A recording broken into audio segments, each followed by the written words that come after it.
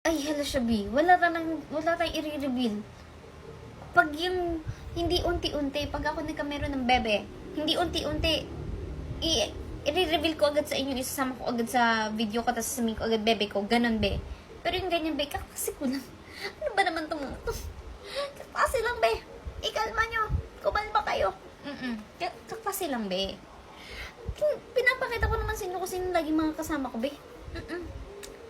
Kaklase lang eh. How I wish na may bebe ako. Charot. Pero wala, bebe. Kaklase ko lang yun. Hindi unti-unti. Kasi pag nagka-bebe ako, walang low-key dito. Dapat magre-reveal. Oo. Dapat proud. Proud yan. Ayoko din ng nilolow-key ako. Gusto ko yung... charot lang. Kala mo naman nagka-bebe. Be, wala talaga. Walang unti-unti dito, ha? Wala pa akong bebe. I-update ko kayo pag nagkameron ako. Pero ngayon wala talaga, be. Hanapan nyo na lang ako. Diba? Okay yun. Magkakasundo tayo. Hanapan nyo ako. Charot. So yun, mga bi. Walang unti-unti dito kasi kaklase ko yun. Pag ako nagka-bebe, sabihin ko naman sa inyo na, ay, hello mga bi, eto ang bebe ko. Ganun. Kasama ko, ititrip ko, ganyan. Or kaya mumukbang kami. Ganun. Okay ba tayo dun? Magkakasundo pa tayo dun, mga bi. Okay?